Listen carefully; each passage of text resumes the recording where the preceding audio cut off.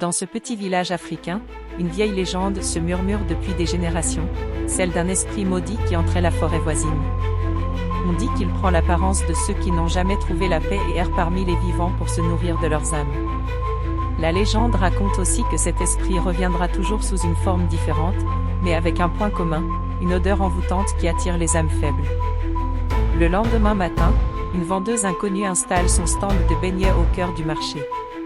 Elle attire tous les regards, non seulement pour sa beauté étrange mais aussi pour l'arôme enivrant de ses beignets.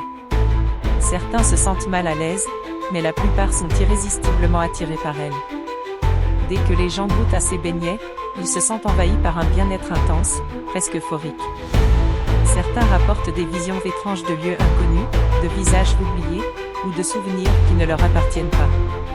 Le marché entier semble tomber sous le charme de la vendeuse, excepté quelques anciens qui observent, inquiets. Ce soir-là, plusieurs villageois qui avaient mangé les beignets ne rentrent jamais chez eux. Les familles, inquiètes, se mettent à les chercher. Des heures passent, mais les disparus ne sont nulle part. Les villageois sont en état de panique, se rappelant les histoires de disparitions mystérieuses dans le passé.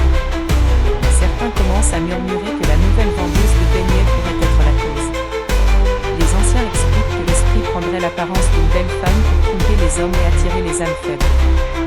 Ils disent que cet esprit vit dans la forêt voisine et est lié à un arbre maudit, un arbre sur lequel personne n'ose poser les yeux. La légende reprend vie, l'esprit est revenu pour se venger, et son parfum de beignet est un piège. Ne pouvant supporter davantage la peur, quelques hommes décident de confronter la vendeuse. En s'approchant de son stand vide, ils remarquent des traces de pas qui mènent à la forêt. Sans hésiter, ils décident de les suivre, même si chacun ressent une terreur grandissante. La nuit est oppressante, et l'air est lourd d'une odeur étrange, semblable à celle des beignets, mais plus agressinistre. Ils arrivent finalement devant l'arbre maudit de la légende. La vendeuse est là, immobile. Ils l'observent, pétrifiés, tandis qu'elle commence à murmurer dans une langue ancienne. Ces murmures deviennent de plus en plus intenses, et ses traits se transforment lentement en une figure terrifiante, révélant sa vraie nature.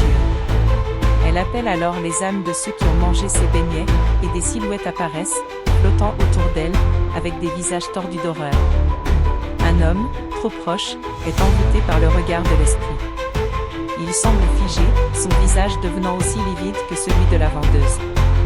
Tandis que ses amis essaient de l'arracher à la poigne invisible de l'esprit, ils entendent un cri perçant qui résonne dans toute la forêt. Finalement, ils réussissent à le libérer, mais lorsqu'ils se retournent, l'esprit a disparu. Les survivants parviennent à quitter la forêt, mais ils sont choqués, incapables de parler.